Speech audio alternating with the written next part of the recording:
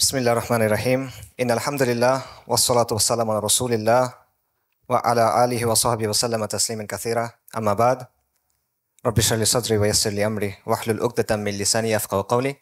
আসসালামু আলাইকুম ওয়া রাহমাতুল্লাহি ওয়া বারাকাতুহু। আপনারা কেমন আছেন?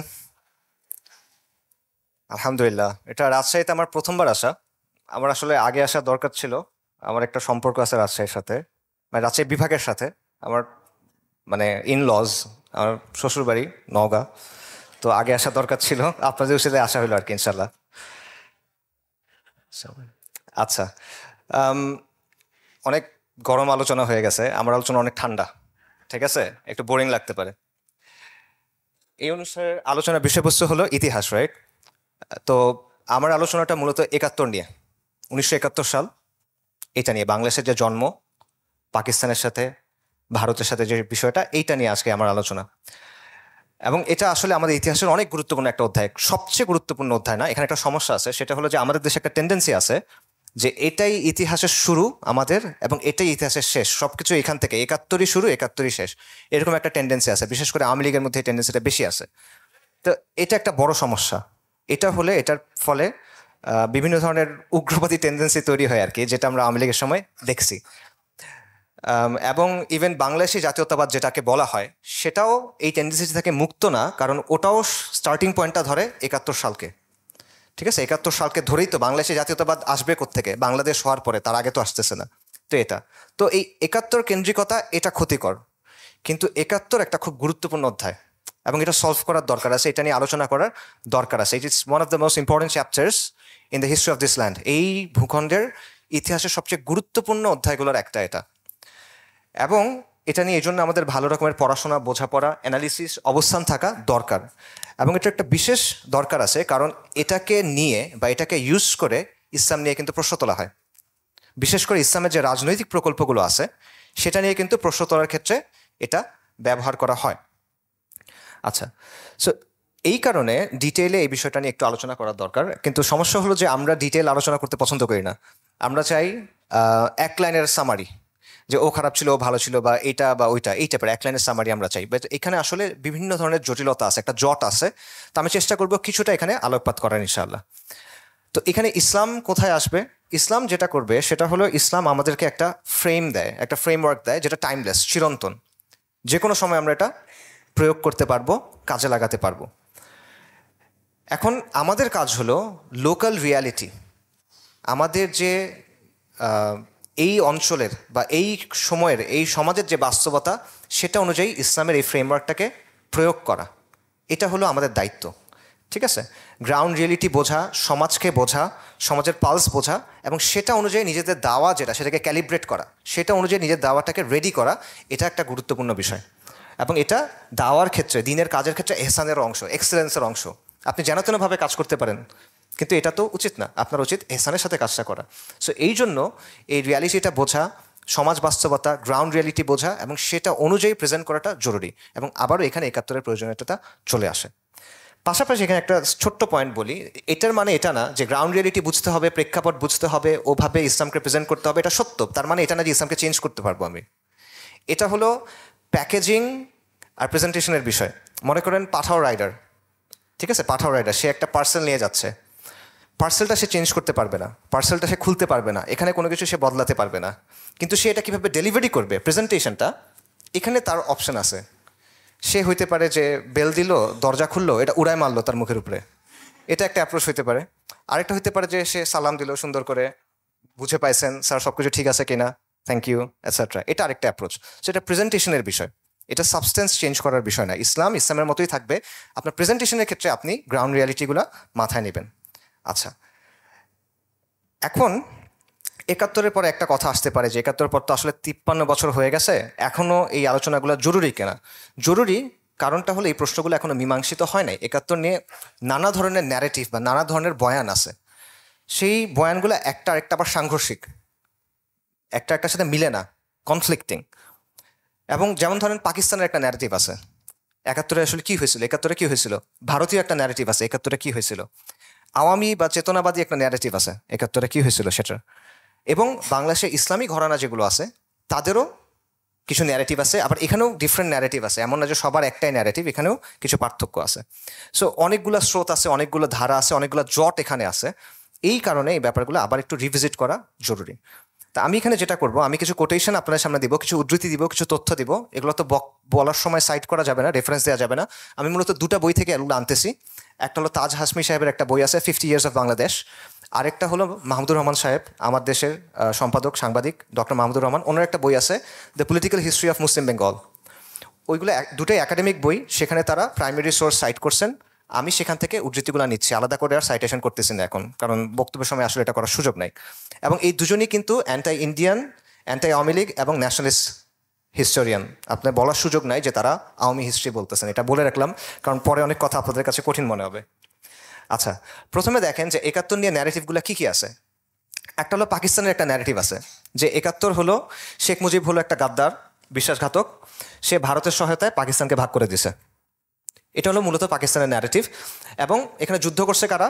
হিন্দুরা, ভারত যাদেরকে সাপোর্ট করছে সেই কমিউনিস্টরা, এবং আওয়ামী লীগের কিছু অংশ। সাধারণ মানুষ, মুসলিমরা এগুলো বুঝে নাই, তারা ইন্ডিয়ার ট্র্যাপে পা দিছে এবং দেশটা আসলে আলটিমেটলি ভাগ হয়ে গেছে।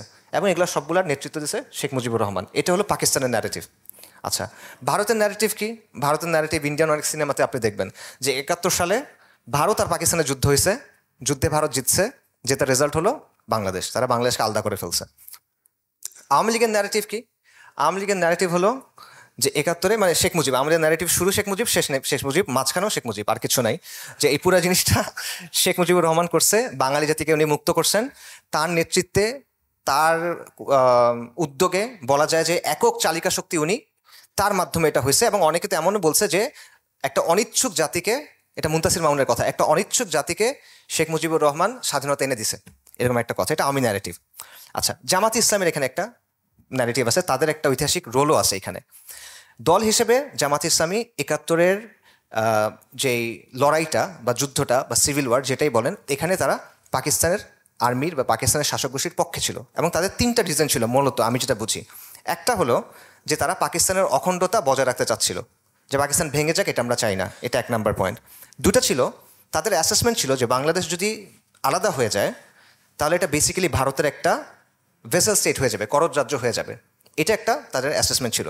তৃতীয় একটা অ্যাসেসমেন্ট ছিল যে আলটিমেটলি যারা এই জাতীয়তাবাদী আন্দোলনটা করতেছে এরা বেশিরভাগই কমিউনিস্ট, এরা বেশিরভাগই উগ্র ন্যাশনালিস্ট বা বাঙালি জাতীয়তাবাদী যারা।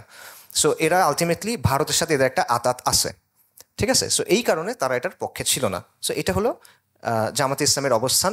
এবং 71-এ আমরা জানি যে তারা পাক বাহিনীর বা পাকিস্তানি যে ফৌজ, সেটার অনেক ক্ষেত্রে সহযোগী হিসেবেও কাজ করছে। রাজাকার বাহিনী আমরা জানি এটার মধ্যে অনেক ছিল, এখানে খালি মানে ধরেন নিজামে ইসলামের, মুসলিম লীগের বিভিন্ন দলের লোকজন ছিল, সাধারণ লোকজনের ছিল। বাট আল বদর বা আল শামস যেগুলো ছিল, এগুলো স্পেসিফিক্যালি জামাত ইসলামের তখনকার যে স্টুডেন্ট উইং ছিল, পাকিস্তানি ছাত্র সংঘ, বর্তমানে যেটা ইসলামী ছাত্র শিবির, পরবর্তীতে যেটা হয়েছে ছাত্র শিবির পরে হয়েছে, ওই সময়ের স্টুডেন্ট উইং, তারা এক্সক্লুসিভলি আল বদর এবং আল শামসে ছিল। সো এটা হলো তাদের অবস্থান। অন্যান্য ইসলামী দল বা ইসলামী ঘরানার অবস্থানগুলো কী ছিল?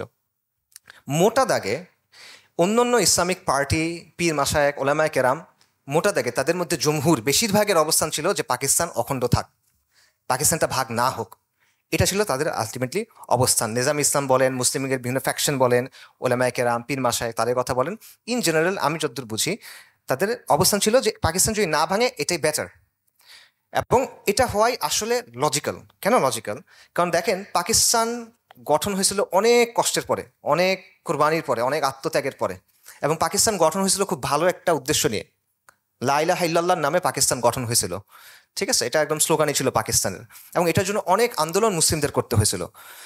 তো এত কষ্ট করে যে দেশটা পাওয়া গেছে, মাত্র 24 বছরের মধ্যে সেটা ভেঙে যাচ্ছে এবং আপনি পড়ে যাচ্ছেন ইন্ডিয়ার একদম পেটের ভিতরে।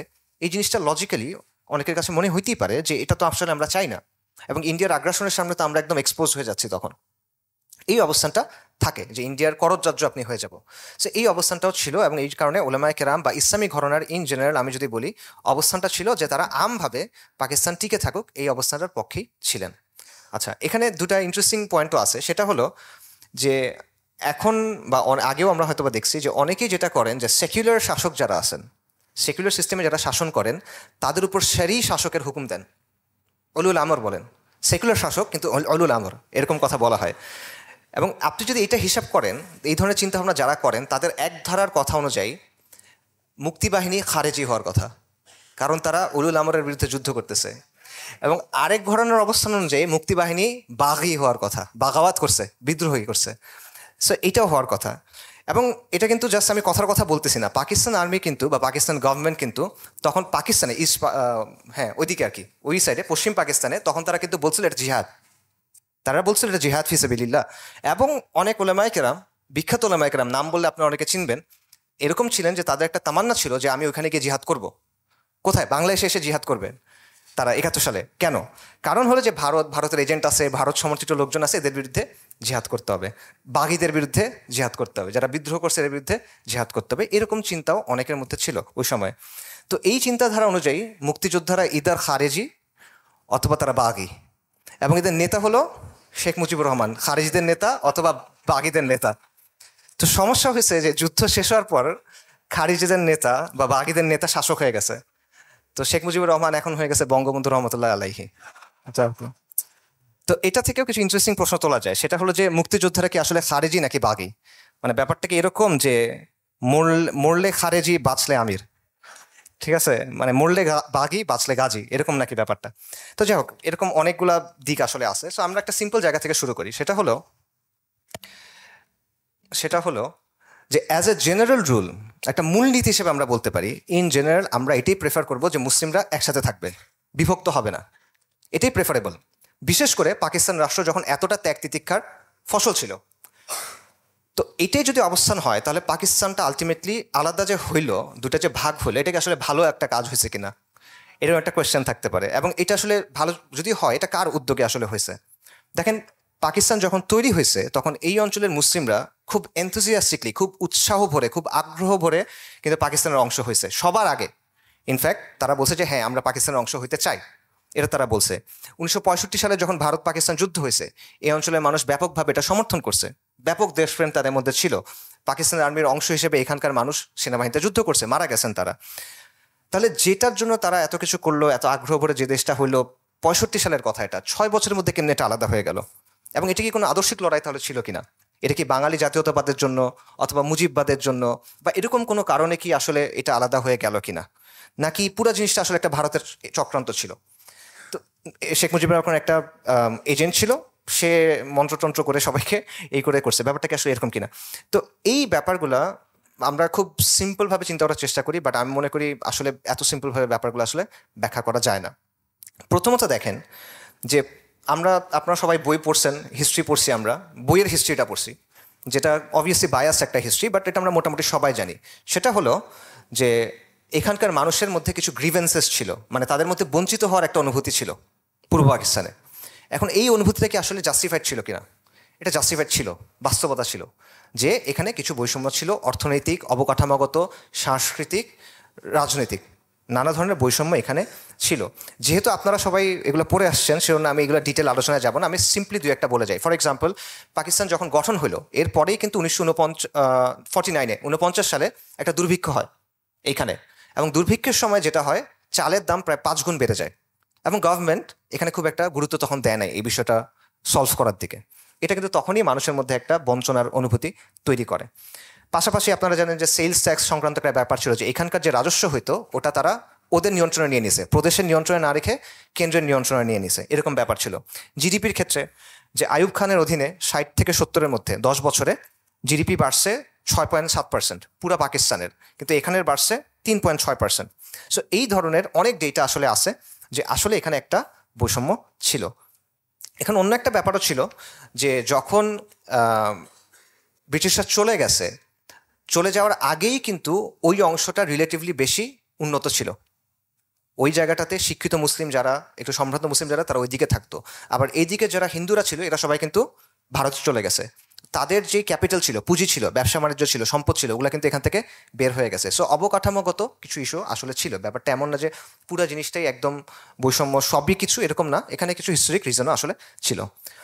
এরপর রাজনৈতিক বৈষম্যের ব্যাপার আছে, যেমন 65-এর ওয়ারের সময়, যুদ্ধের সময়, একটু আগেই বললাম, এই অংশটা পুরোপুরি ওপেন ছিল, খালি ছিল, ইন্ডিয়া চাইলেই দখল করে নিতে পারতো, ইন্ডিয়া করে নাই।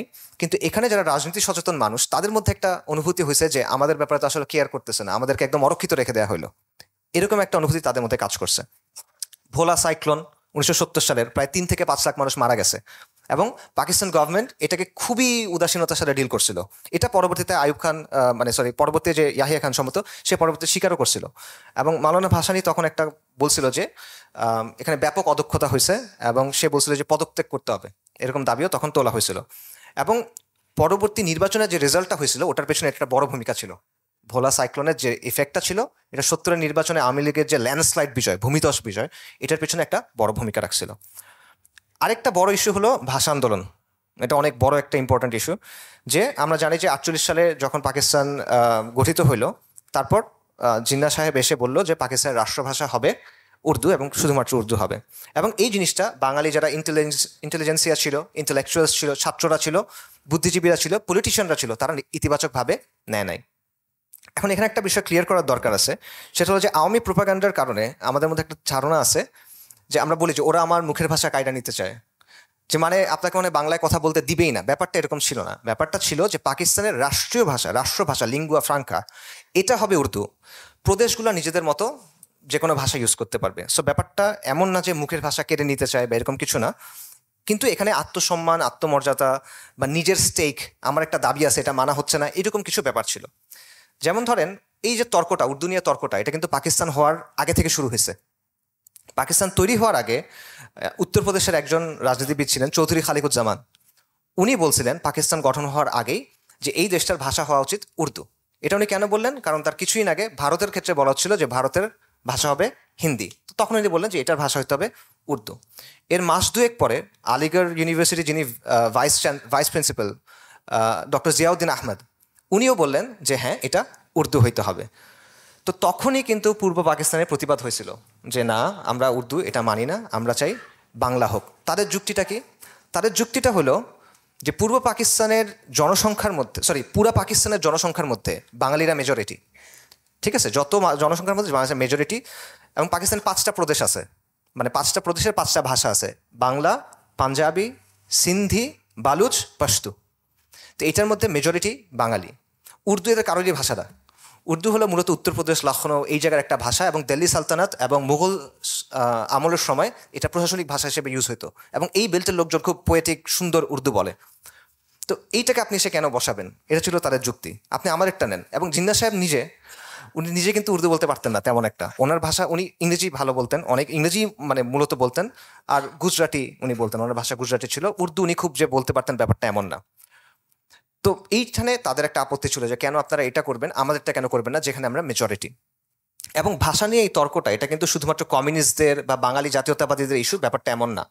আপনি দেখবেন যে অনেক ওয়েল মিনিং মানুষ, তাদের মধ্যেও এটা নিয়ে একটা আপত্তি ছিল। যেমন ডক্টর মোহাম্মদ শহীদুল্লাহ তৎকালীন দৈনিক আজাদিতে একটা আর্টিকেল লিখছেন। ওখানে উনি বলছেন যে পাকিস্তানের রাষ্ট্রভাষা হচ্ছে ইংরেজি, কারণ অলরেডি আমরা ইংরেজি ব্যবহার করতেছি, অলরেডি প্রশাসনিক কাজে ইংরেজি ব্যবহার হয় ব্রিটিশ রাজের সময় থেকে, আপনারা এটাকে রেখে দেন। যদি আপনি বলেন যে ইংরেজি বিদেশি ভাষা, এটা রাখবো না, তাহলে বাংলাকে করেন, কারণ বাংলা মেজরিটির ভাষা। যদি আপনি বলেন শুধু বাংলা রাখবো না, ঠিক আছে, তাহলে তার সাথে উর্দুকে রাখেন। এটা হলো ডক্টর মোহাম্মদ শহীদুল্লাহর অবস্থান। উনি কিন্তু কমিউনিস্ট বা এরকম কোনো কিছু না, ইন্ডিয়ার এজেন্ট বা এই টাইপের কিছু না। এরপরে উনি আরেকটা আর্টিকেল লিখছিলেন, সেখানে বললেন যে আলটিমেটলি পাকিস্তানের রাষ্ট্রভাষা হওয়া উচিত আরবি। যদি পাকিস্তান যে স্বপ্ন নিয়ে, যে প্রতিশ্রুতি নিয়ে তৈরি হয়েছে ইসলামের নামে, এটা যদি বাস্তবায়ন করতে হয়, রাষ্ট্রভাষা হতে হবে আরবি। এটা ছিল ওনার অবস্থান। একই ধরনের বক্তব্য আছে আবুল মনসুর আহমেদের, মাহফুজ আনাম সাহেবের বাবা। উনি একসময় কংগ্রেস করছেন, তারপর কৃষক প্রজা পার্টি করছেন, তারপর মুসলিম লীগ করছেন, ঠিক আছে, দীর্ঘ সময় উনি মুসলিম লীগের রাজনীতি করছেন। তো উনি বলছেন যে জিন্নাহ সাহেবকে আমি 25 বছর ধরে চিনি, এর মধ্যে 5 বছর তার বিরুদ্ধে রাজনীতি করছি কৃষক প্রজা পার্টিতে, পরের 20 বছর ওনার সাথে রাজনীতি করছি, কিন্তু ভাষার ব্যাপারে উনি যে অবস্থানটা নিছেন, এটা আমার কাছে দায়িত্বজ্ঞানহীন অবস্থান মনে হয়েছে। যে এত স্পর্শকাতর ইস্যুতে তার বক্তব্য দায়িত্বজ্ঞানহীন, এবং উনি নিজে উর্দু পারেন না, নিজে বাংলাও পারেন না, উনি কেন এত শক্তভাবে এটা করতেছেন? পাকিস্তানের জনসংখ্যার মেজরিটি তো বাংলাভাষী, এবং গণতন্ত্রে মাতৃভাষার গুরুত্ব কতটুকু এটা তো উনি বুঝেন। তাহলে কেন তিনি গণতান্ত্রিক মূল্যবোধ বিরোধী এরকম একটা বক্তব্য দিলেন? এটা আবুল মনসুর আহমেদ সাহেবের বক্তব্য। এখন দেখেন, এই জায়গাটাতে দুই দিক থেকে আপনি যুক্তি দিতে পারবেন। আমার কাছে পার্সোনালি যেটা মনে হয় যে আপনি বলতে পারবেন যে হ্যাঁ, একটা সিম্পল যুক্তি দেওয়া যায় যে মেজরিটি যেহেতু বাঙালি, তো বাংলা ভাষা থাকুক। আবার একটা কাউন্টার দেওয়া যায় যে তুমি বাংলা দিবা, তাহলে অন্য প্রদেশে যারা আছে তারা তো বলবে যে পাঞ্জাবি দাও, সিন্ধি দাও, সবাই তাদেরটা বলা শুরু করবে, খালি ওদেরটা কেন হবে? সো আমি এগুলো দিব না, আমি অন্য একটা ভাষা দিব, এবং সেটা হতে পারে যেটা মুঘলদের সময়ে প্রশাসনিক ভাষা ছিল, উইচ ইজ উর্দু। এই কারণে আমি উর্দু দিলাম, এই যুক্তি দেওয়া যেতে পারে। আবার তখন এই দিকটা থেকে কাউন্টার দেওয়া যেতে পারে যে তুমি যদি আরেকটা ভাষায় দাও তাহলে ইংলিশ দাও, কেন উর্দু দিবা? উর্দু তো আমার নতুন করে শিখতে হবে, লিখতে হবে, এই সেই নানা জিনিসপত্র আছে, তুমি ইংলিশ দাও, ইংলিশ তো অলরেডি প্রচলিত হয়ে আছে। এরকম নানা ধরনের যুক্তি আসলে দেওয়া যায়। আমার কাছে এটা জমি জমা তর্কের মতো মনে হয়। মানে এটা আপনি কন্টিনিউয়াস যুক্তি দিতে পারবেন, আমার লাগবে আমার লাগবে, এটা কেউ ছাড়ার কিছু নেই, এরকম একটা ব্যাপার হয়ে গেছে। কিন্তু মূল পয়েন্টটা যেটা আমার কাছে এটা মনে হয় সেটা হলো পাকিস্তানের তৎকালীন সরকার এই ইস্যুটা হ্যান্ডেল করছিল কীভাবে। তর্কটা ঠিক আছে, তর্কের জায়গায় আছে, সবার লজিক আছে, ওকে ফাইন, তারা তর্ক করে যাচ্ছে, বাট আপনি এটা হ্যান্ডেল করলেন কেমনে? পাকিস্তান হ্যান্ডেল কেমনে করছে এটা আমরা জানি। সেটা হলো 21শে ফেব্রুয়ারিতে মিছিল হয়েছে, বিক্ষোভ মিছিল হয়েছে রাষ্ট্রভাষা বাংলার দাবিতে, তারা সেখানে ফায়ার করছে এবং মানুষ মারা গেছে। তখন এটা বাস্তব, তো এটা আমরা জানি, মানুষ মারা গেছে। এবং এই ঘটনার পর কি হয়েছে, এই ঘটনার কারণে যেটা ছিল ছোট একটা ইস্যু, যেটা হয়তো বা পলিটিক্যালি কনসিয়াস কিছু মানুষ এটা নিয়ে কথাবার্তা বলতেছিল, স্টুডেন্টরা, বুদ্ধিজীবীরা, এই টাইপের লোকজনরা, সেটা হয়ে গেল একটা জাতীয় ইস্যু। বদরুদ্দীন ওমর সাহেব তার বইতে বলতেছেন যে 21শে ফেব্রুয়ারির পর এটা একটা গণ আন্দোলনে পরিণত হয়ে গেল রাতারাতি। যে জিনিসটা ছোট ছিল, পাকিস্তান গভর্নমেন্টের ওভার রিয়াকশন, এটাকে একটা গণ আন্দোলনে পরিবর্তন করব, এবং এইটাকে পুঁজি করে বাঙালি জাতীয়তাবাদ কিন্তু অনেক পাওয়ারফুল হয়ে গেল তখন। মানে এটা ছিল লঞ্চিং প্যাড বাঙালি জাতীয়তাবাদের, এবং এটা একটা বড় এই হয়ে গেল। এবং সাধারণ মানুষের মধ্যে একটা অনুভূতি আসলো যে আমরা তো ভাষার কথা বলছিলাম, আমার উপর গুলি কেন চালাইলো এটার জন্য, রাইট? যে তাহলে মনে আমার কথার কোনো দাম নাই এখানে, বা আমাদের কোনো মূল্য মনে হয় এখানে নাই। সো এই টাইপের জিনিস ছিল। এবং মাহমুদুর রহমান সাহেব ওনার বইয়ে বলতেছেন যে আইয়ুব এর পরবর্তীতে, এটা তো মুসলিম লীগ গভর্নমেন্টের সময়, এর পরবর্তীতে আইয়ুব গভর্নমেন্টের সময়ও পাকিস্তানের সরকার যে ধরনের মানে পলিসিগুলো নিছিল, মাহমুদুর রহমান বলছেন এগুলো হলো confusing, counter productive and outright stupid. মানে গাধামিপূর্ণ পলিসি ছিল। যেমন মোনেম খানের সময় কি হইলো, যে রবীন্দ্রনাথ ঠাকুরের গান ব্যান করার চেষ্টা করা হলো। এইটার ফলে যেটা হলো, উল্টা রিয়াকশন হইলো। আবার জুলাইয়ের সময় যেটা হলো, যে রাজাকারের নাতি বললো না, তখন সবাই বললো আমি রাজাকার, আমি রাজাকার, রাইট? ওই রকম একটা ব্যাপার ঘটলো, যে আগে রবীন্দ্রনাথকে নিয়ে খুব একটা মাথা ঘামাইতো না, সেও মনে করলো যে রবীন্দ্রনাথকে এখন আমার আঁকড়ায় ধরতে হবে। একটা উল্টা রিয়াকশন হইলো। আচ্ছা, এরপর আসেন আরেকটা গ্রিভেন্স ছিল, সেটা হলো অপমান, তাচ্ছিল্য এবং অবজ্ঞার একটা ব্যাপার। যে ওই সাইডের এলিটরা, বিশেষ করে পশ্চিম পাকিস্তানের যারা এলিট আছে, সাধারণ মানুষের কথা বলতেছি না, এলিটদের মধ্যে বাঙালিদের কালচার, বাঙালিদের পোশাক, বাংলাদেশের খাবার এবং বাংলাদেশের ইমান নিয়ে তুচ্ছ তাচ্ছিল্যের একটা ব্যাপার ছিল, এবং অনেক খারাপ ধারণা ছিল, এবং বাঙালিত্বের আভাস পাওয়া যায় এরকম সব কিছুকে হিন্দুয়ানি বলার একটা টেন্ডেন্সি তাদের মধ্যে ছিল। আমি কিছু উদাহরণ আপনাদেরকে দেই। কুদরতুল্লাহ সাহাব নামে একজন সিনিয়র আমলা ছিল এবং কূটনীতিবিদ ছিল, উনি পাকিস্তানি, মানে অবাঙ্গালি, ঠিক আছে?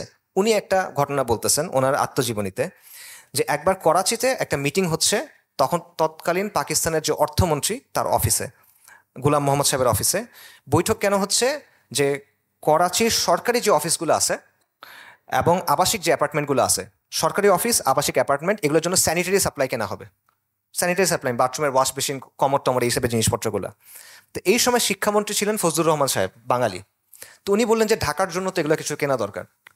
তখন সবাই হাসা শুরু করছে, হেসে বলছে তোমরা বাঙালিরা তো কলা গাছের পেছনে গিয়ে প্রয়োজন ছাড়ো, তোমার জন্য কমর কেন লাগবে, ওয়াশ বেসিন দিয়ে তোমরা কি করবা? এই টাইপের একটা কথা বললো। এটা কুদরতুল্লাহ সাহেব বলছেন তার আত্মজীবনী সাহাবনামাতে। তো উনি বলতেছেন এই ঘটনা বর্ণনা করে, যে এই জিনিসটার পরেই মানে অলরেডি তারা তাদের চিন্তার মধ্যে এটা ভাগ হওয়ার ব্যাপারটা করে ফেলতেছে।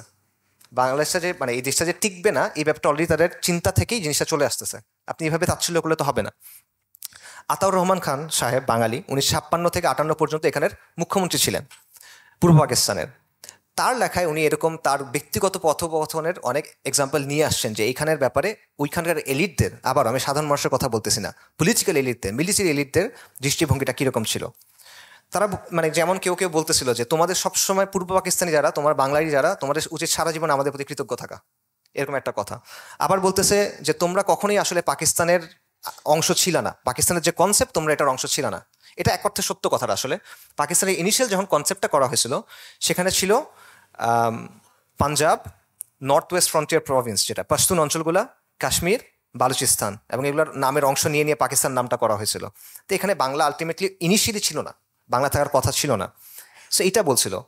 এবং অ্যান্থনি ম্যাসকারেনহাসের কথা আপনারা জানেন, লেগেসি অফ ব্লাডের যে রাইটার, তার একটা বইয়ে, এই বইতে না অন্য একটা বইয়ে একটা ঘটনা আছে, যে বাঙালি মুসলিমদের ইমান নিয়ে এবং মানে তাদের ইমানি অবস্থা, তাদের যে মুসলমানিত্ব, এটা নিয়ে প্রশ্ন তোলার একটা ব্যাপার সেখানে ছিল এবং কন্টিনিউয়াসলি এটা হইতো।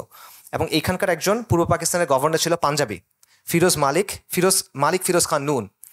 সে বলতেছে যে বাঙালিরা তো অর্ধেক মুসলমান, এবং বলছে যে এরা তো আসলে ঠিক মতো করে নাই, সুন্নতে খতনা যেটা ঠিক মতো এটা করে নাই এরা, এবং এরা তো এই যে মুরগি যে হালাল করতে হয় জবাই করে, এটাও তো এরা পারে না ঠিক মতো। এবং এইটার পরে মাওলানা ভাসানী তার এক এইতে বলতেছেন, বক্তব্যে বলতেছেন, ভাষণে, যে আমাদের মুসলমানিত্ব আমরা কি এখন লুঙ্গি তুলে তোমাদের প্রমাণ করে দেখাবো, রেগে বলতেছে আর কি। তো একবার আপনি তাকে বলতেছেন খতনা ছাড়া মুসলিম, একবার বলতেছেন অর্ধেক হিন্দু। এই ব্যাপারটা আসলে মানে এটা হয় না আসলে। আপনি যদি একসাথে থাকতে চান, এভাবে তুচ্ছ তাচ্ছিল্য অবজ্ঞা করলে এটা আসলে হয় না। আমি যদি আপনার সাথে থাকবো, আমি আপনার সাথে কন্টেস্টে এরকম বললে আপনি আমার সাথে থাকবেন কিনা, আসলে জাস্ট হয় না। পাশাপাশি দেখেন 71-এর নির্বাচনের ব্যাপারটা দেখেন। 71-এর নির্বাচনে আওয়ামী লীগ ল্যান্ডস্লাইড জিতছে কোনো প্রশ্ন ছাড়া, তাই না? বিপুল ব্যবধানে বিজয় যেটাকে বলা হয়। কিন্তু পাকিস্তানের এলিট যারা ছিল, মিলিটারি এলিট এবং পলিটিক্যাল এলিট, তারা এটা মানতেই পারতেছে না যে একটা বাঙালি পাকিস্তানের প্রধানমন্ত্রী হবে। এবং তারা আলটিমেটলি ক্ষমতা কিন্তু হস্তান্তর করে নাই, যেই কারণেই 25শে মার্চ, যেই কারণেই 16 ডিসেম্বর। ঠিক আছে না? এই জায়গাতে ওই জিনিসটা যে এটা আসলে সম্ভব নয় একটা বাঙালিকে আমরা দিব। তো আপনি দেখেন যে একে তো আপনার অর্থনৈতিক শোষণ হচ্ছে, দুয়ে তো আপনার রাজনৈতিক বৈষম্যের ব্যাপারটা আছে, তৃতীয়ত আপনার এই অবজ্ঞা এবং তাচ্ছিল্য আছে। এগুলো নিয়ে আপনি আসলে কিভাবে থাকবেন? আমি পার্সোনালি মনে করি যে এই বিষয়টা একটা বড় কারণ, এটা টিকে থাকতে না পারার, এটা একটা বড় কারণ। এবং আমি বলবো যে আজকেও পাকিস্তানে এই ব্যাপারটা ঘটতেছে, দুইটা জায়গায় ঘটতেছে। একটা হলো বালুচিস্তান, একটা হলো ওয়াজিরিস্তান বা খাইবার পাখতুনখোয়া যেটা। বালুচিস্তানে তারাও এখানে বৈষম্যের শিকার, তারাও অবজ্ঞার শিকার। তারা আলাদা হইতে চায়, আমাদের মতো 71-এর মতো জাতীয়তাবাদ এবং কিছুটা সমাজতন্ত্রের মিক্স এটা দিয়ে। ঠিক আছে? বালুচ লিবারেশন ফ্রন্ট আপনারা দেখবেন নানা ধরনের কাজকর্ম করে, এদের আদর্শ এটা। আর ওয়াজিরিস্তান বা নর্থ ওয়েস্ট ফ্রন্টিয়ারে যারা আলাদা হতে চায়, তারা আলাদা হতে চায় ইসলামকে ধরে।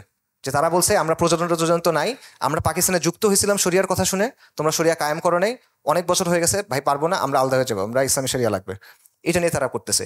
সেম ওখানেও কিন্তু এই বৈষম্যটা আছে, এই তুচ্ছতাচ্ছিল্য আছে। পাকিস্তানের মিডিয়াতে বিশেষ করে পশতুনদের জঙ্গলি টঙ্গলি এরকম অনেকভাবে মানে তুচ্ছতাচ্ছিল্য করার ব্যাপারটা আছে। আমি বলছি সেম জিনিসটা, আমি না, হিস্ট্রি বলতেছে সেম জিনিসটা আসলে বাংলাদেশের ক্ষেত্রেও হয়েছিল। আচ্ছা, সো দেখেন যে পাকিস্তানের দুইটা অংশ এটা তৈরি হয়েছিল, দুইটা অংশের মধ্যে পার্থক্য হলো 2000 কিলোমিটারের। ভাষার পার্থক্য আছে, সংস্কৃতির পার্থক্য আছে। এখানে জোড়া লাগতো কি দিয়ে? ইসলাম দিয়ে, মুসলিম পরিচয়টা দিয়ে।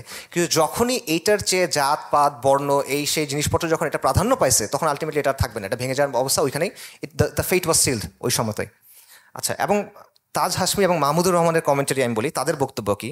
তারা বলতেছেন যে ভারতে অনেকগুলো জাতি আছে, বাঙালি, পাঞ্জাবি, তামিল, গুজরাটি, মারোয়ারি, অনেক অনেক অনেক গোত্র।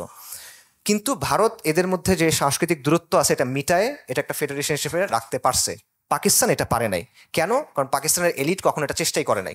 তারা তাদের এই যে মানে অহংবোধ, এটা থেকে আসলে বের হইতে পারে নাই, এখনো বের হইতে পারে নাই। যে কারণে এটা একটা প্রয়োজনও তারা ফিল করে না, তখনও ফিল করে নাই, এখনো ফিল করতেছে না। এবং দুঃখজনক ঘটনা হলো যে ভারতের হিন্দুদের মধ্যে তাদের ধর্মে মানে ইলাহ অনেক, তাদের জাতপাতও অনেক, তাই না? তাদের তো কাস্ট কেস সিস্টেম আছে। এরপরও তারা একটা ঐক্য এবং সম্প্রীতি তৈরি করতে পারছে, যার কারণে এটা ভাঙে নাই। কিন্তু পাকিস্তান যেটা তৈরি হয়েছিল এক আল্লাহ, এক কিতাব, এক রসুল সাল্লাল্লাহু আলাইহি সাল্লামের উপরে, সেটা পারে নাই। এবং তারা বলতেছে যেটার কারণটা মূলত পাকিস্তানি এলিট এবং পলিটিক্যাল এলিট, মিলিটারি এলিট, এটা তাদের কথা।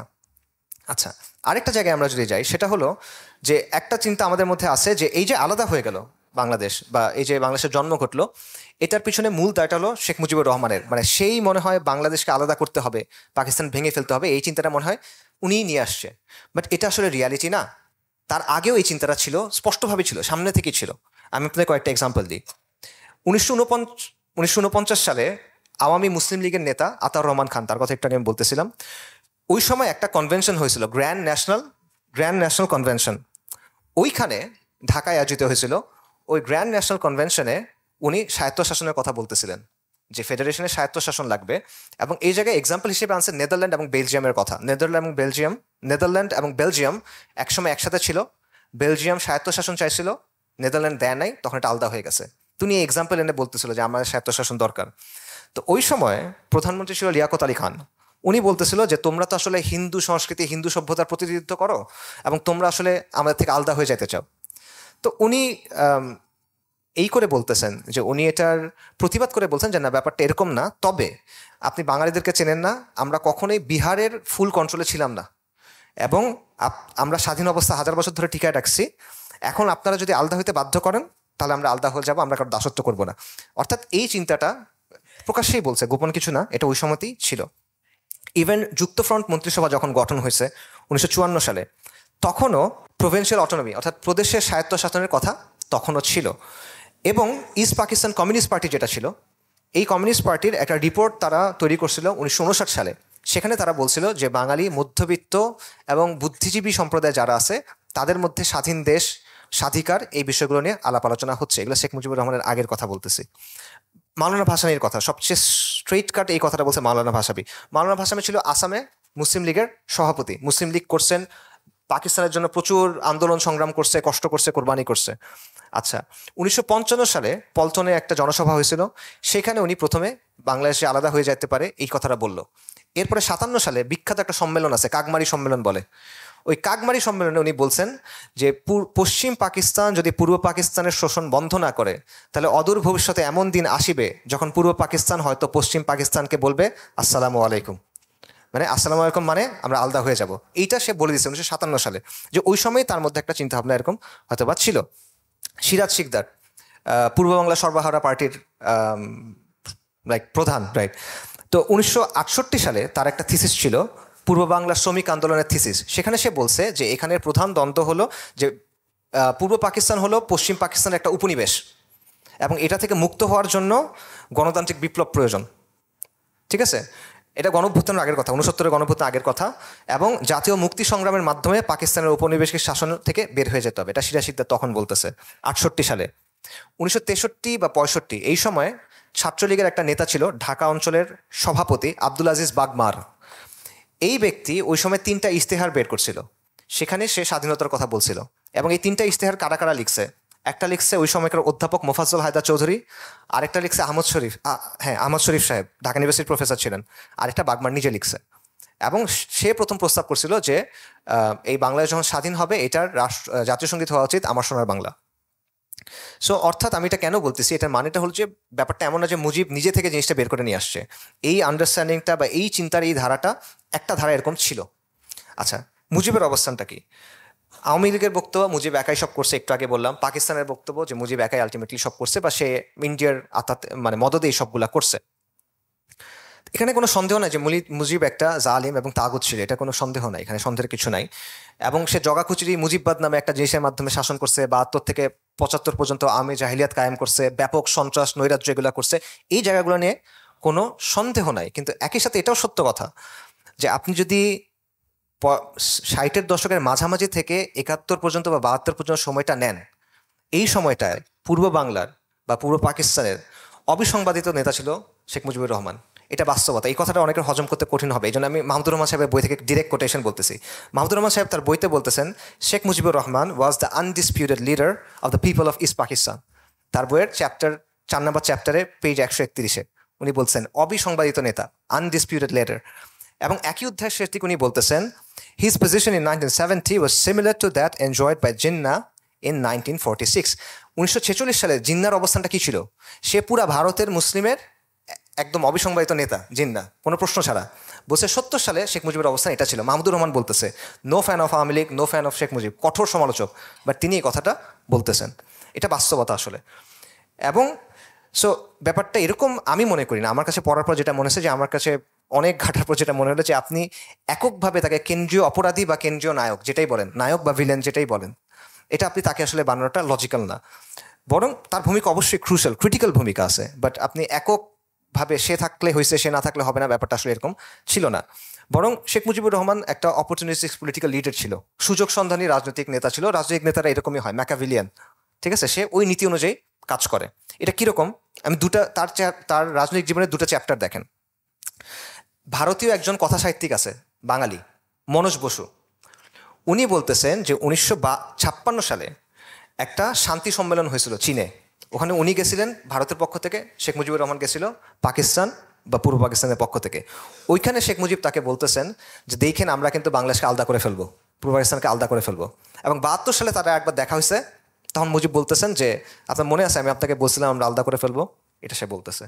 আচ্ছা, আওয়ামী লীগের নেতা শাহ মোয়াজ্জেম হোসেন উনি বলতেছেন যে 1962 দিকে শেখ মুজিবুর রহমান একটা লিফলেট ছাপাইছিল নিজ উদ্যোগে, এটার নাম ছিল পূর্ববঙ্গ মুক্তি ফ্রন্ট, এবং সেই লিফলেটে এই স্বাধীনতার কথা ছিল, আলাদা হয়ে যাওয়ার কথা ছিল। এবং মোয়াজ্জেম হোসেনের বক্তব্য হলো শেখ মুজিব নিজে সাইকেল চালায় প্রেসে গিয়ে এটা ওইখান থেকে ছাপায় আনছে।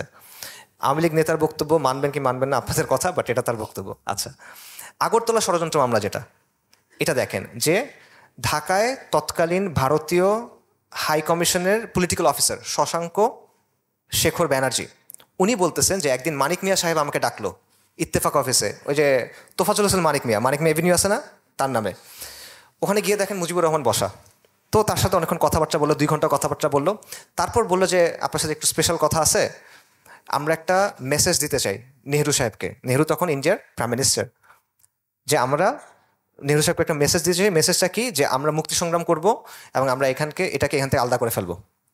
ঠিক আছে, এটা তার বইতে আছে। বইটার নাম হলো India Mujibur Rahman Bangladesh liberation and Pakistan. এই বইটাতে এটা আছে যে শেখ মুজিবুর রহমান চাচ্ছে পূর্ব পাকিস্তানকে আলাদা করে ফেলতে, এই জন্য তারা নেহরুর মাধ্যমে ভারতের নৈতিক, রাজনৈতিক, সামরিক সমর্থন চায়, কূটনৈতিক সমর্থন চায়।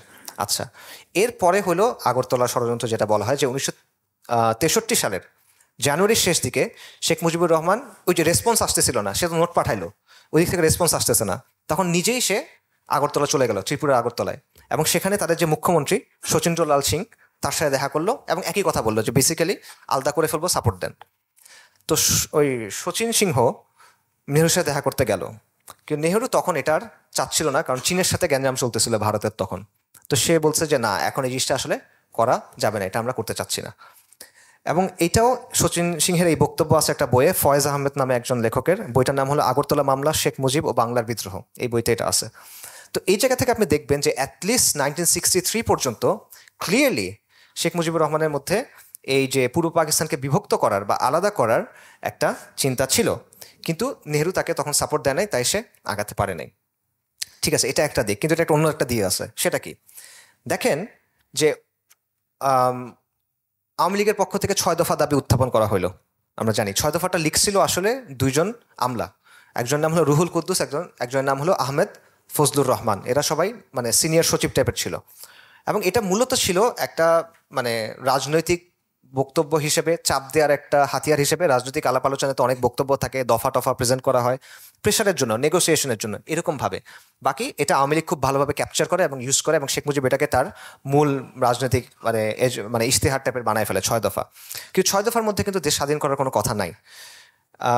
এবং 69-এর এর কিছুদিন পরে যেটা হলো, শেখ মুজিবুর রহমানকে জেলে নিয়ে গেল আগরতলা ষড়যন্ত্র মামলার জন্য, যেটা আসলে এই ষড়যন্ত্র ছিল, বাস্তবিক ছিল। আওয়ামী লীগের একজন সংসদের দ্বারা স্বীকারও করছিল এই হাসিনার সময় যে আগরতলা ষড়যন্ত্র সত্যি ছিল, আসলেই ছিল, ষড়যন্ত্র করছি আমরা, গর্ব করে বলছিল। তো ওইটার জন্য তাকে তখন জেলে নিয়ে যাওয়া হয়। 69-এ গণঅভ্যুত্থান হইলো, তখন তাকে মুক্তি দেওয়া হলো। এরপরে কিন্তু আপনি তার কাছ থেকে স্বাধীনতার কোনো কথা পাবেন না, একেবারে পাবেন না। 72 পর্যন্ত তার মুখে স্বাধীনতার কোনো কথাই নাই।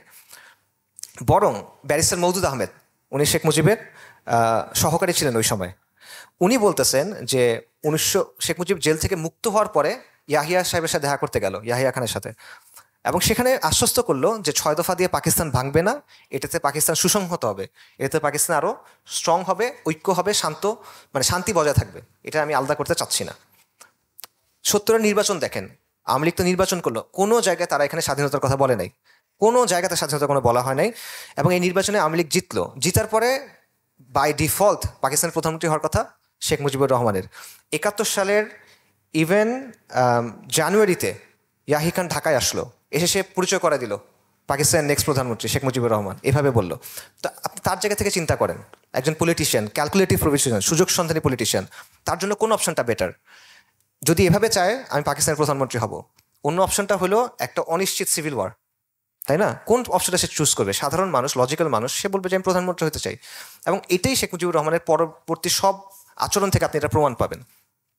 এবং তাজ হাশমি সাহেব তার বইতে মার্কিন স্টেট ডিপার্টমেন্টের কয়েকটা ডকুমেন্টের কথা আনছেন।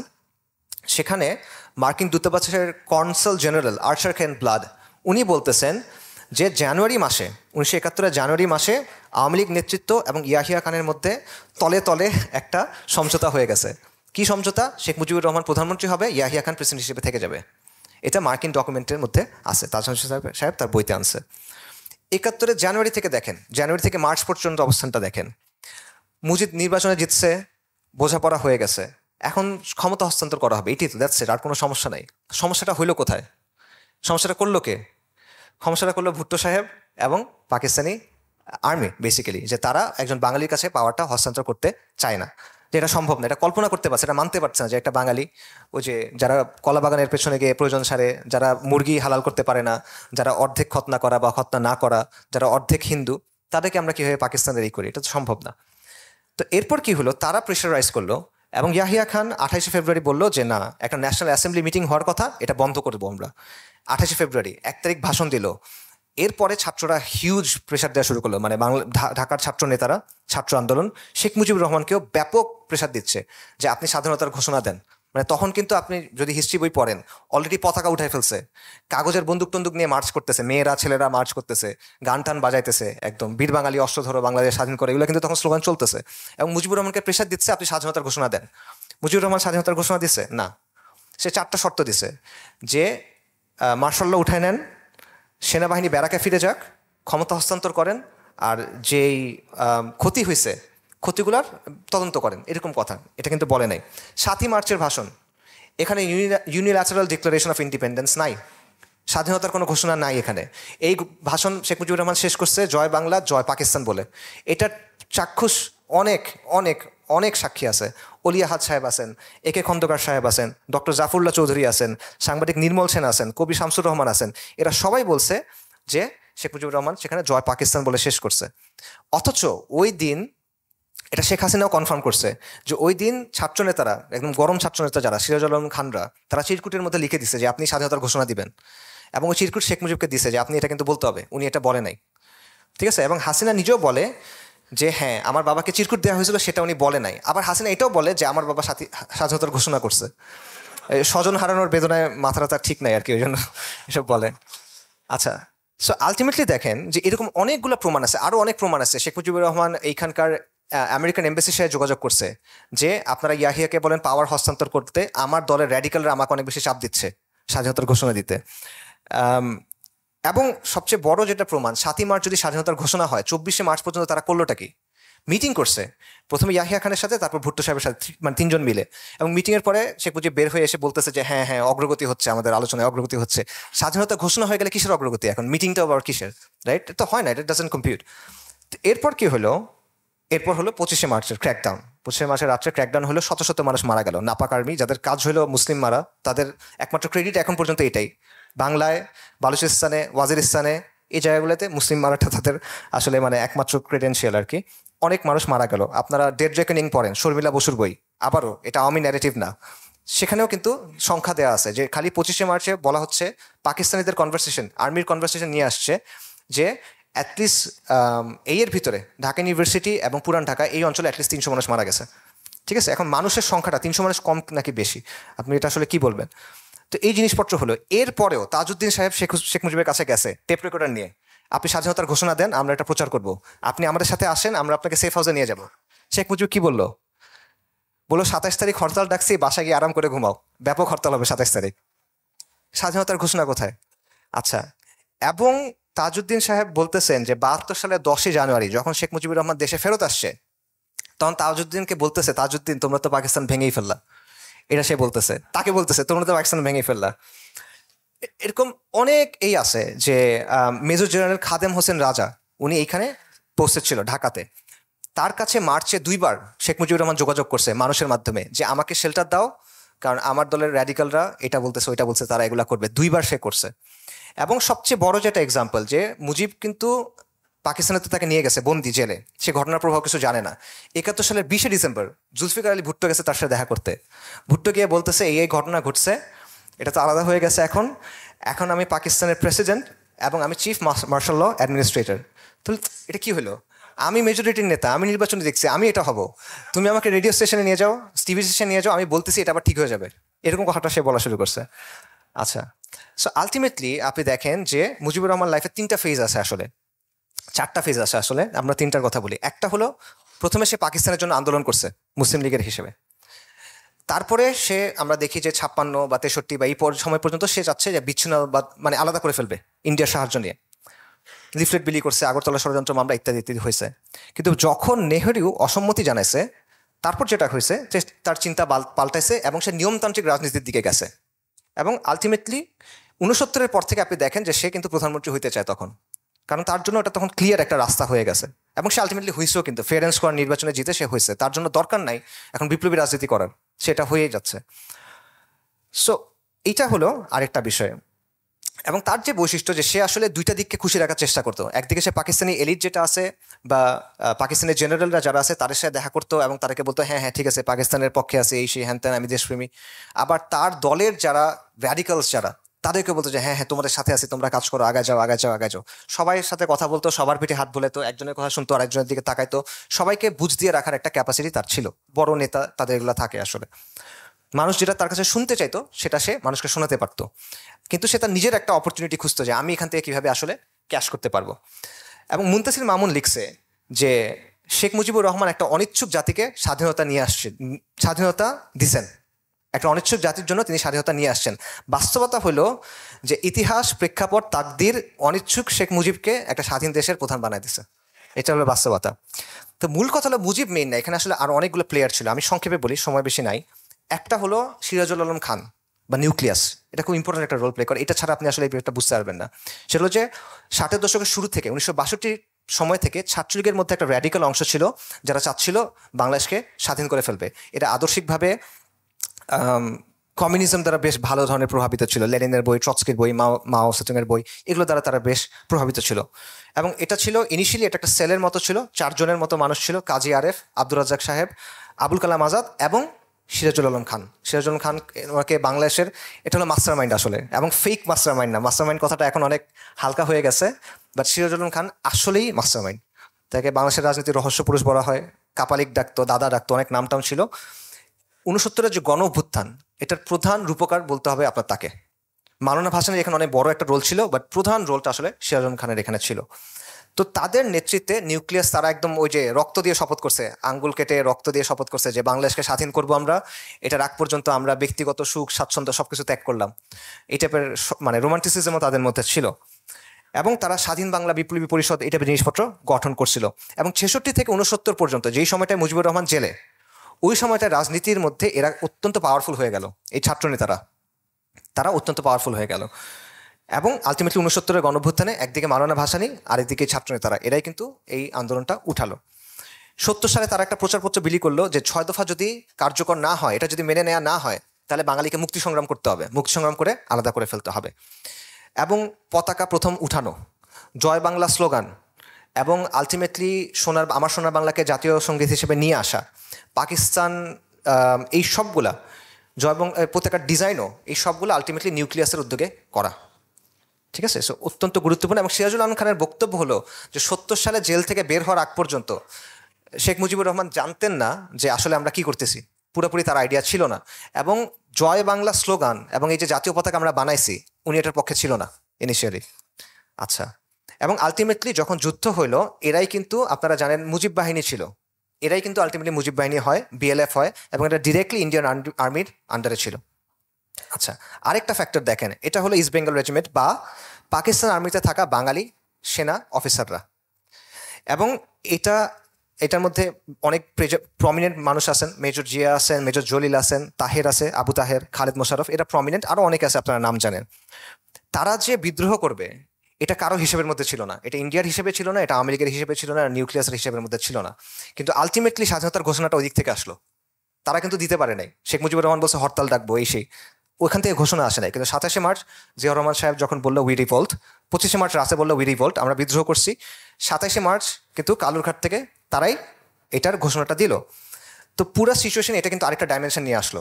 এবং আলটিমেটলি বাংলাদেশ যে পুরোপুরি ইন্ডিয়ার পেটের ভিতর ঢুকে যায় নাই, মানে কন্ট্রোলের ভিতর ঢুকে যায় না, এটা একটা বড় কারণ, এটা আমাদের স্বীকার করতে হবে।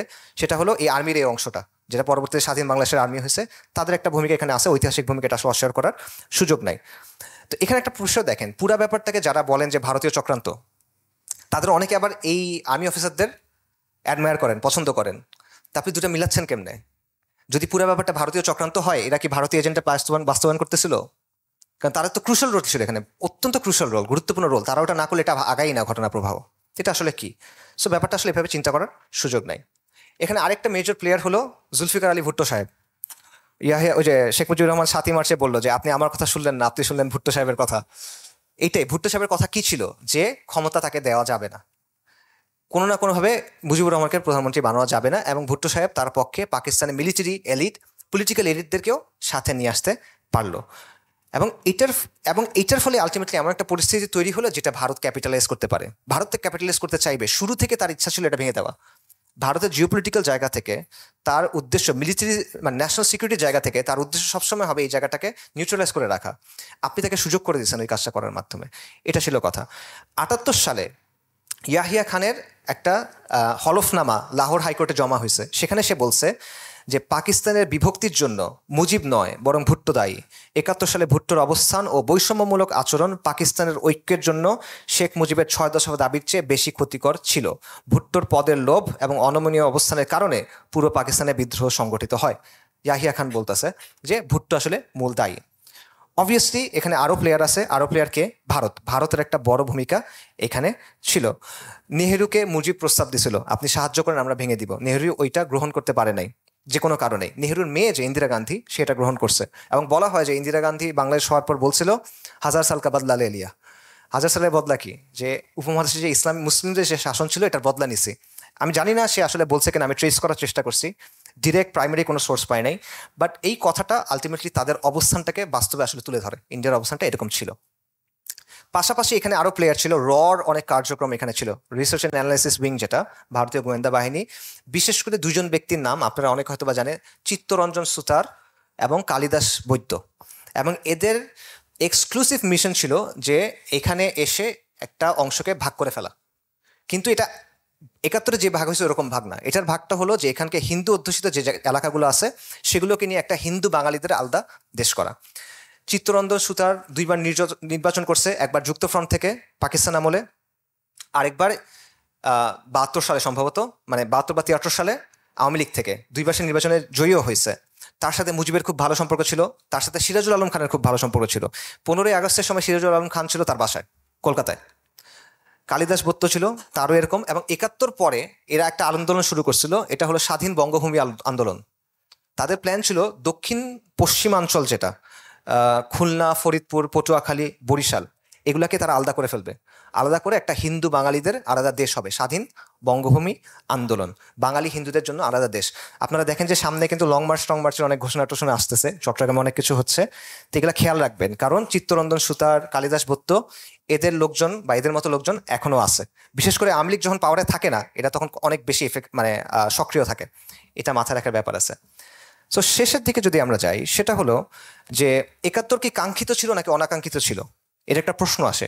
আমি বলবো 71 অবশ্যম্ভাবী ছিল, এটা ইনএভিটেবল হয়ে গেছিল।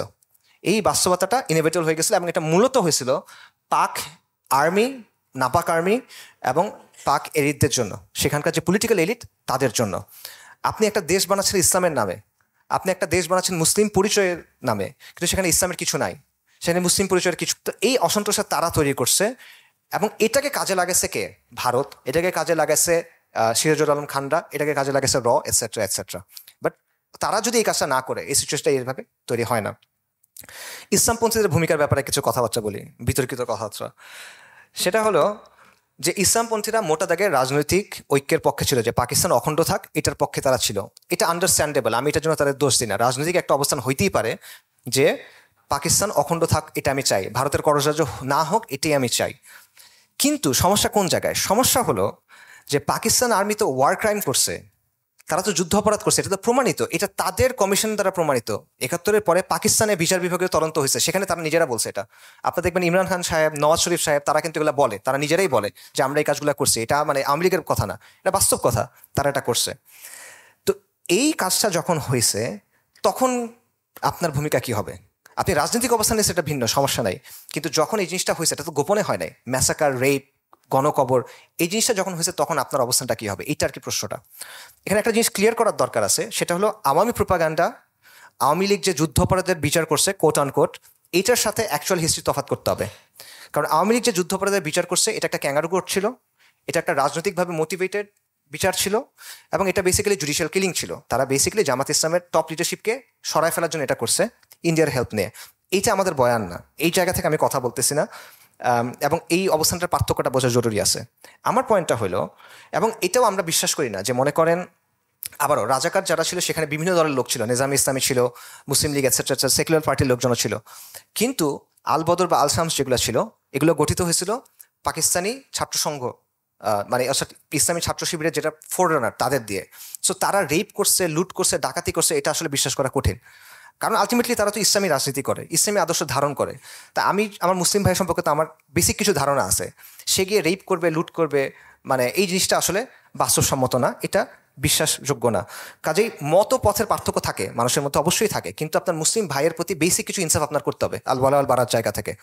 আনফর্চুনেটলি এটা অন্য সাইড থেকে পাওয়া যায় না, যে সেকুলার, কুফার, মুশরিক, মুরতাদ, জিন্দিক, এদের যে ভাষা, এদের যে নীতি, সেটা দিয়ে তারা আমাদেরকে বিচার করে, সেটা তারা আমাদের উপর প্রচার করে, কিন্তু ওই লেভেলে আমরা নামতে পারবো না। আমাদেরকে আল ওয়ালা আল বারার জায়গা থেকে দেখতে হবে, আমাদেরকে শরিয়ার জায়গা থেকে দেখতে হবে, আমাদের ইনসাফ এবং আদল করতে হবে। কাজে এটা আসলে বিশ্বাসযোগ্য না যে তারা ওই সময় রেপ করছে, তারা ওই সময় লুট করছে, খুন করছে, এটা আমি একেবারে বিশ্বাসযোগ্য মনে করতেছি না। কিন্তু সমস্যা কোন জায়গায়? সো এই জায়গাটা এটা বোঝা, যে সেকুলাররা যা বলে আর আমরা যা বলি দুটো গ্রাউন্ড এক না, দুটোকে একসাথে মেলানোর সুযোগ নেই, দুটো ডিফারেন্ট। কিন্তু আমার প্রশ্নটা কোন জায়গায় দেখেন, পাক আর্মি তো এটা করছে, আর আপনি পাক আর্মির সহযোগী রোল প্লে করছেন কিনা? আপনি আমাকে বলতে পারেন যে ভাই আমি তো কিছু করি নাই, আমার দ্বারা এগুলো কিছু হয় নাই, ফাইন, আপনার দ্বারা হয় নাই, 100% বিশ্বাস করলাম, কিন্তু ওরা যখন করছে তখন আপনি কি করছেন? আপনি উল্টা দিক থেকে চিন্তা করেন। মনে করেন ইন্ডিয়া ইনভাইট করলো, মনে করেন কমিউনিস্টদের কিছু দল তারা একটা স্বেচ্ছাসেবী দল বানাইলো, আল কাফিরুন, এখন মনে করেন তারা এদেরকে হেল্প করবে। এখন এরা আসলে কিছু করে নাই, এরা কাউকে মারে নাই, কাউকে আগুন দেয় নাই, কাউকে রেপ করে নাই, কিন্তু ইন্ডিয়ান বাহিনী এটা করছে, তারা কিছু করে নাই, তাদের উপর দায় পড়ে কি পড়ে না? একটা দায় পড়ে, এটা অস্বীকার করার সুযোগ নাই। আপনি কিছু না বললে, কিছু করেন নাই এটা বললে আসলে এটা হয় না। এখানে আপনি এটা জানলেন, আপনি সরে গেলেন না কেন, বাধা দিলেন না কেন? আচ্ছা আপনি বললেন যে ভাই বাধা দেওয়াটা সম্ভব না, এটা মানে অবাস্তব কথা বলতেছেন, ফাইন, বাধা দিয়েন না। আপনি এটা তো বলতে পারতেন যে ভাই এই জুলুম, এটা জুলুম হচ্ছে, এই জুলুমের সাথে আমি নাই, এই জিনিসটা আপনি বলতে পারেন, এটা শরিয়া অ্যালাউ করে না, আমি এটার সাথে থাকতে পারবো না, এটা আপনি বলতে পারতেন। আচ্ছা, সো দেখেন 71-এর ব্যাপারে জামাত ইসলামের যে অবস্থান, এটাকে আমি কোনো বড় সমস্যা মনে করি না। এটা রাজনৈতিক একটা অবস্থান থাকতেই পারে যে আমি অখণ্ড পাকিস্তান চাই, এটা অ্যাকচুয়ালি লজিক্যাল, কারণ তাদের যুক্তিটা কি, যে মুসলিমরা এক থাকা দরকার, বিভক্ত হলে মুসলিমরা দুর্বল হবে, এটা সে দ্বিমত করে কে? কেউ দ্বিমত করে না, মুসলিমরা একসাথে থাকা দরকার, বিভক্ত হলে মুসলিমরা দুর্বল হবে। বাংলাদেশ আলাদা হলে ভারতের কররাজ্য হয়ে যাবে, বাস্তব তো, আমরা তো দেখছি এটা, আমি জাহিলিয়াতের সময়টা দেখছি, এটা তো বাস্তব, তাদের এই অ্যাসেসমেন্ট ভুল ছিল না। তো এই জায়গায় তাদের অবস্থান সঠিক ছিল, তারা সঠিক প্রমাণিত হয়েছে, তবে আংশিক সঠিক প্রমাণিত হয়েছে, কারণ কররাজ্য যেমন হয়েছে এরকম 75 সালের 15ই আগস্টও কিন্তু হয়েছে, 75 সালের 7ই নভেম্বরও কিন্তু হয়েছে, জুলাইও কিন্তু হয়েছে 2024-এর। ভারত কিন্তু ফুল কন্ট্রোলে কখনোই আসলে নিতে পারে নাই। সো এই জিনিসটাও হয়েছে, বাকি তাদের অবস্থানটা এই জায়গায় একেবারে ইলজিক্যাল, ইরেশনাল এমন কিছু আমি মনে করি না। সমস্যা ওই জায়গায় যে জুলুমটা যখন হইলো, এই সময় তো আপনি সরে যান নাই, বাধা না দেন ভাই, সরে তো যেতে পারতেন, এই জিনিসটা। এবং দ্বিতীয়ত মানুষের পালস বোঝা, ইতিহাসের গতিপথ বোঝা, এই জায়গাটা একটা ভুল হয়েছে, এই জিনিসটা একটা ভুল হয়েছে। এবং এটা শুধুমাত্র তাদের না, যেটা আমি বললাম যে সামগ্রিকভাবে ইসলামী ঘরানার অবস্থান ছিল যে পাকিস্তানের এর পক্ষে, অখণ্ডতার পক্ষে। তারা ওই বিষয়টা বুঝতে ব্যর্থ হয়েছেন যে জনমত, জনগণের অবস্থান কোন জায়গায় চলে গেছে, বিশেষ করে 25শে মার্চের পর, বিশেষ করে 25শে মার্চের পর, এর আগ পর্যন্ত আপনি নাও যদি বুঝেন। আচ্ছা, এবং এটার ফলে যেটা হয়েছে যে 71-এর পরে বাংলাদেশে যে কালচারাল হেজেমনি গড়ে উঠছে এবং বাংলাদেশে ইসলামকে, বিশেষ করে ইসলামী রাজনীতিকে যেভাবে দেখা হয়েছে, সেটাকে এটা প্রভাবিত করছে। 71-এর ওই ভূমিকা এখানে ইসলামের যে দাওয়া বা আন্দোলন, এটাকে অত্যন্ত নেগেটিভভাবে প্রভাবিত করছে। এটা আপনি স্বীকার করেন বা না করেন, এটা বাস্তবতা, এটা অস্বীকার করেন, মানে এটা আসলে দিনের আলোর মতো একটা বিষয়, ঠিক আছে? আচ্ছা, তো কিছু ক্ল্যারিফিকেশন করি। 71 কোনো মতাদর্শিক যুদ্ধ ছিল না, এটা দ্বিজাতি তত্ত্বের একটা রিজেকশন না, এটা ইসলামের কোনো রিজেকশন না, এটা সেকুলার মুজিববাদের আদর্শে মানে উদ্বুদ্ধ হয়ে মানুষ যুদ্ধ করছে, ব্যাপারটা এটা না। এটা একটা ওয়ার অফ সেলফ প্রিজার্ভেশন, এটা একটা আত্মরক্ষার জন্য ওয়ার। তারা ক্র্যাকডাউন করছে, তারা এসে মারতেছে, আপনি বাধ্য হয়ে তখন এই করছেন, আপনার আগে থেকে একটা রাগ আছে, আপনার একটা জিদ আছে, আপনার সাথে বৈষম্য করতেছে, আপনাকে আধা হিন্দু বলতেছে, এই সেই বলতেছে, এগুলোর কারণে পাকিস্তান আর্মি ফুল অপশন ছিল এটা বন্ধ রাখার। তারা ক্র্যাকডাউন না করতো, তারা ক্ষমতা হস্তান্তর করতো, নানা অপশন তাদের হাতে ছিল, বা এর আগেও অপশন ছিল। যদি আপনি বলেন যে না পরবর্তীতে কি কিছু হইতোই, স্টিল তাদের আগে অপশন ছিল, 60s সময় অপশন ছিল, 50s সময় অপশন ছিল, তারা এগুলা চেষ্টা করে নাই। ওই যে মাহমুদুর রহমান সাহেব যেটা বলতেছেন, তাজ হাসমি যেটা বলতেছেন, যে তাদের ওই গুডউইলটাও ছিল না যে আমি এটা সলভ করার চেষ্টা করি। এই কারণে এটা আসলে আপনার বলার কোনো সুযোগ নাই যে সাধারণ মানুষ আদর্শিক কারণে পাকিস্তান থেকে আলাদা হয়ে গেছে। এটা তারা আত্মরক্ষার কারণে এটা হইতে হয়েছে, আর কোনো কিছু না, জুলুমের কারণে, আত্মরক্ষার কারণে। পাশাপাশি আরেকটা প্রশ্ন, যে পাকিস্তান যে ভেঙে গেল, এটা কি ইসলামের ব্যর্থতা কিনা? না, কখনো না, এটা ইসলামের কোনোদিনও ব্যর্থতা না, এটা মুসলিম পরিচয়ের ব্যর্থতা না, এটা হলো পাকিস্তানের ব্যর্থতা। পাকিস্তান নামক যে রাজনৈতিক প্রকল্পটা ছিল, এটা সেটার ব্যর্থতা। ইসলামকে বাদ দিয়ে, ইসলামের শিক্ষা বাদ দিয়ে, ইসলামের মূলনীতি বাদ দিয়ে, ইসলামের শরিয়া বাদ দিয়ে আপনি কি মুসলিম পরিচয় রাখবেন? পাকিস্তান এই কাজটা করার চেষ্টা করছে এবং তার ফলে এটা টিকে নাই। ইসলামের শিক্ষা কি? কুরাইশদের এলিট মুসাব ইবনে উমাইর রাদিয়াল্লাহু আনহু আর বিলাল ইবনে রাবাহ, হাবশি একজন গোলাম যিনি মুক্ত হয়েছেন, একসাথে ভাই। সালমান আল ফারিসি, সুহাইব আর রুমি, একসাথে ভাই। আউস এবং খাজরাজ মারামারি করতেছিল গলায় গলায়, মানে একদম গলায় তলোয়ার ধরে রাখা অবস্থা, তারা ভাই হয়ে গেছে। আনসার এবং মুহাজির, তারা ভাই হয়ে গেছে। ইসলামে শত শত হাজার বছর ধরে বিভিন্ন জাতিগোষ্ঠীর মানুষ একসাথে থাকছে। ইসলাম তো এখানে কখনো ফেল করে নাই। এটা পাকিস্তান প্রকল্পের ফেলিয়ার, এটা ইসলামের ফেলিয়ার না। ইসলাম নানা জাতিগোষ্ঠী, নানা ভাষাভাষী মানুষকে এক করছে, সমৃদ্ধি এবং বিস্তৃতি নিয়ে আসছে, এবং এটা কোনো তাত্ত্বিক কথা না, এটা বাস্তব প্রমাণসহ কথা। ইতিহাস খুলে দেখেন, অনেক প্রমাণ আপনারা এখানে পাবেন। কিন্তু যখন এগুলো সরায় বাঙালি, পাশতুন, বালুচ, এই সেই হ্যানত্যানের দিকে আপনি ফোকাস করছেন, আপনি বৈষম্য করছেন জাহেলিয়াতের জায়গা থেকে, তখন জিনিসটার টিকে নেয়। তো উপসংহার যদি বলি, ৭১-এর ঘটনার পেছনে অনেকগুলো ফ্যাক্টর ছিল। একটা ফ্যাক্টর হলো পাক এলিট বা পাক আর্মি, রাজনীতিবিদ, ভূ রাজনৈতিক ব্যাপার ছিল। রাশিয়া এবং ইন্ডিয়া চাচ্ছিল এটা ভেঙে ফেলতে। পশ্চিম পাকিস্তানের এস্টাবলিশমেন্ট যেটা, তাদের এই অবজ্ঞা, তাচ্ছিল্য, এই ব্যাপারগুলো ছিল। পাশাপাশি কট্টরপন্থী র্যাডিক্যাল যারা ছিল, সিরাজুল আলম খান এটসেট্রা, এরা ছিল। মুজিবের একটা ভূমিকা ছিল, ইন্দিরা গান্ধীরও একটা বড় ভূমিকা ছিল। ইন্দিরা গান্ধী এখানে ক্রুশাল একটা রোল প্লে করছে। বর্তমানে বাস্তবতা কি? যেই পাকিস্তান আর্মি সেই দিন বাংলাদেশিদের হত্যা করছিল বা বাঙালি মুসলিমদের হত্যা করছিল, সেটা এখনো পাকিস্তানের মুসলিমদের হত্যা করতেছে ওয়াজিরিস্তানে, খাইবার পাখতুনখোয়াতে। আর যারা ওই দিন বলছিল যে আমরা ভারতের বন্ধু হয়ে তোমাদের জান, মাল, সম্পদ, সম্মান সুরক্ষা করব, এতদিন আমরা দেখছি তারা কি করছে আমাদের সাথে। আমাদেরকে আয়না ঘরে ঢুকেছে, আমাদেরকে গুম করছে, খুন করছে, চোখ উঠায় ফেলছে, মারতে মারতে পিটায় মেরে ফেলছে এতদিন, তাই না? তারা আপনার জান, মাল, সম্মান রক্ষা করার কথা বলছে, তারাই তো ক্ষমতায় ছিল, তারা এতদিন এই জিনিসটা করছে। এবং পাকিস্তানের অবস্থা কি, যে আজকে তার আপনি লা ইলাহা ইল্লাল্লাহর কথা বলে বলছেন, শরিয়ত আছে সেখানে? শরিয়ত নাই। ইনসাফ আছে, আদল আছে সেখানে? নাই ওখানে। তাদের সবচেয়ে বড় বড় মিলিটারি মানে ভিক্টরিগুলো কি? তারা কোন মানুষকে সবচেয়ে বেশি মারছে? হিসাব করে দেখেন, মুসলিমদেরকে মারছে সবচেয়ে বেশি। আর বাংলাদেশের অবস্থাটা কি? নবী সাল্লাল্লাহু আলাইহি ওয়াসাল্লামকে নিয়ে যখন প্রচণ্ড ধরনের অবমাননা হয়েছে, সেটা নিয়ে আপনি কথা বলতে গেছেন, রাষ্ট্র শক্তি দিয়ে আপনাকে ক্র্যাকডাউন করে হত্যা করা হয়েছে, মিডিয়াতে সেটা ব্ল্যাক আউট করা হয়েছে, আপনাকে তারপর অপরাধী বানানো হয়েছে যে তুমি হলো তাণ্ডবকারী। এটা হলো বাস্তবতা। তো দেখেন, পাকিস্তান এবং বাংলাদেশ আলটিমেটলি দুইটাই ফেইল করছে এই জায়গায়। যে এই উপমহাদেশের মানুষ চাচ্ছিল কি? লা ইলাহা ইল্লাল্লাহ। পাকিস্তান এটা দিয়ে তো হয়েছে, ইসলাম দিয়ে চাইছে, তারা আল্লাহর গোলামি চাইছিল। আমরা গোলামি পাইছি কার? একবার ইন্ডিয়ার, একবার আমেরিকার গোলামি পাইছি আমরা। তো আসলে মানে আমরা লা ইলাহা ইল্লাল্লাহ পাইছি নাকি আমরা মানুষের তন্ত্রমন্ত্র পাইলাম? এবং এখন আমি মানে কোনটা নিয়ে আনন্দ করব আর কোনটা নিয়ে খুশি হব আমাকে বলেন। এই জায়গায় আমি কি অর্জন করছি আর আমি কি হারাইছি বলেন। আমার কোন পথে যাওয়ার কথা ছিল, আমি কোন পথে গেলাম, এবং আমি এখন কোথায় আছি? দশকের পর দশক হয়ে গেছে, এখন আমরা অন্ধকারের মধ্যে ঘুরে বেড়াইতেছি। এটা হলো বাস্তবতা। এবং এটার মূল কারণটা হলো আল্লাহর আইন এবং গায়রুল্লাহর আইন। ইসলাম এবং গায়রুল্লাহর যে system, secularism, secular state, democracy, liberalism, এই বিষয়গুলোর পার্থক্যটা, এই বিষয়গুলোর দ্বন্দ্বটা আমরা বুঝতেছি না বা এড়ায় যাচ্ছি। এবং আমরা শুধু এটা করতেছি না, অনেক ক্ষেত্রে আমরা এই সেকুলার শাসক যারা আল্লাহর আইনকে বাতিল করতেছে, হালালকে হারাম করতেছে, হারামকে হালাল করতেছে, নতুন আইন প্রণয়ন করতেছে, আপনার উপর এটা বাধ্যতামূলকভাবে চাপাই দিচ্ছে, তাকে আমি গিয়ে বলছি সে সেরই শাসকের মতো। এই জিনিসটা আমরা করতেছি। এবং আমরা সময়ের দাবি এবং জাতির পালস বুঝতেও আলটিমেটলি ব্যর্থ হচ্ছি। বারবার আসলে আলটিমেটলি আমরা ব্যর্থ হচ্ছি, যেই কারণে অনেক সময় ইসলামী দাওয়া যেটা, ইসলামী আন্দোলন যেটা, এটা ব্যাহত হচ্ছে। এবং সবচেয়ে বড় কথা হলো যে ইসলাম এবং সেকুলারিজমের যে দ্বন্দ্ব, যেটা মূল সংঘাত, আসলে এই বিষয়টা আমরা ধরতে পারতেছি না। এবং যতদিন আমরা এটা ধরতে পারবো না, ততদিন আমরা বিভিন্ন গোলকধাঁধায় ঘুরতে থাকবো। যদি আপনি সরল পথ থেকে সরে যান, তাহলে বাকি কি থাকে? বিচ্যুতি। সরল পথ থেকে সরা, সিরাতুল মুস্তাকিম থেকে সরার পরে থাকে বিচ্যুতি, আর কিচ্ছু না। আমরা বাস্তববাদী হওয়া, প্র্যাগম্যাটিজমের কথা বলে অনেক কিছু গ্রহণ করতেছি, এবং এটার ফলে আমরা দেখতেছি যে স্বল্প মেয়াদে শর্ট রানে আমাদের কিছু গেইন আছে, বাট লং রানে এটা আমাদের ক্ষতি ছাড়া আর কিছু দিচ্ছে না। পাকিস্তানের চিন্তাটা কোত্থেকে আসছিল? সৈয়দ আহমেদ শাহিদ রাহিমাহুল্লাহ, শাহ ইসমাইল শাহিদ রাহিমাহুল্লাহ, তাদের একটা চিন্তা ছিল যে ভারতবর্ষের হিন্দুস্তানের মুসলিমদের একটা ইসলামী ইমারা লাগবে, তারা শরিয়ার আন্ডারে থাকবে।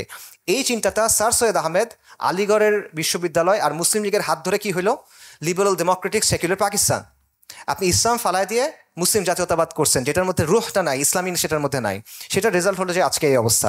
আর এটার রিয়াকশনে আমরা কি করলাম? এটা রিয়াকশনে আমরা গিয়ে ধরলাম বাঙালি জাতীয়তাবাদ। যেই বাঙালি জাতীয়তাবাদ বারবার কি করে? আওয়ামী জাহিলিয়াতকে নিয়ে আসে। যে বাঙালি জাতীয়তাবাদ বারবার আমাদেরকে ভারতের করব রাজ্য বানানোর চেষ্টা করে। এটা আর কি অবস্থা। এবং এই দুষ্ট চক্র, এবং আমরা একবার বলছি ইসলাম, যেই জায়গায় আমাদের যাওয়ার কথা, আবার প্র্যাগমেটিজমের কথা বলতে গিয়ে আমরা বলছি না, ইসলাম না, লিবারাল ডেমোক্রেসি, সিভিল ডেমোক্রেটিক ইসলাম, ওয়েলফেয়ার স্টেট, এই ধরনের নানা কথাবার্তা আমরা বলে বেড়াচ্ছি। এইভাবে বারবার প্র্যাগমেটিজমের কথা বলে, বারবার প্র্যাকটিক্যাল হওয়ার কথা বলে আমরা মূল জায়গা থেকে সরে যাচ্ছি। এবং শর্ট রানে আমরা মনে করতেছি আমরা গেইন করতেছি, লং টার্মে আমাদের চেয়ে বড় লুজার আসলে আর কেউ নাই। এবং এই দুষ্ট চক্র থেকে যদি আপনি বের হতে চান, তাহলে আলটিমেটলি আমাদের ইসলামের দিকে ফিরে যেতে হবে, পরিপূর্ণভাবে ইসলামের পথের দিকে ফিরে যেতে হবে। নামে না, বাস্তবে পরিপূর্ণভাবে আপনার ইসলামের দিকে ফেরত যেতে হবে। পূর্ণাঙ্গ দিন হিসেবে ইসলামের শাশ্বত যে নীতি, ইসলামের চিরন্তন যে ব্যবস্থা, সেটাকে গ্রহণ করতে হবে। তাই আসেন আমরা শপথ করি যে কোনো ক্ষণস্থায়ী মতবাদ না, মানুষের বাঁচানোর কোনো তন্ত্রমন্ত্র না, আমাদের যাইতে হবে ইসলামের চিরন্তন যে সিস্টেম আছে সেটার দিকে, ইসলামের শরিয়ার দিকে। এবং তাহলেই আমরা এই দুষ্ট চক্র থেকে মুক্তি পাবো, তাহলেই আমরা আমাদের কমের অস্তিত্ব, নিরাপত্তা এবং ধারাবাহিকতা রক্ষা করতে পারবো। এটার জন্য সময় লাগবে, এটা আগামীকাল হয়ে যাবে না, এটার জন্য সময় লাগবে। সময় লাগুক, কষ্ট করেন, কুরবানি করেন, শহীদ হন, সমস্যা কি? আল্লাহ তো আপনাকে বলছেন সাফল্যের কথা। এই জিনিসটা আমাদের চিন্তা করতে হবে। এটাই আমাদের পথ এবং এটাই আমাদের আহ্বান। আগুনের ফুলকিরা এসো জড়ো হই, দাবানল জ্বালবার মন্ত্রে, বজ্রের আক্রোশে আঘাত হানি মানুষের মন গড়া তন্ত্রে। আগুনের ফুলকি হয়ে ওঠেন। ওয়া আখিরি দাওয়ানা আলহামদুলিল্লাহি রাব্বিল আলামিন।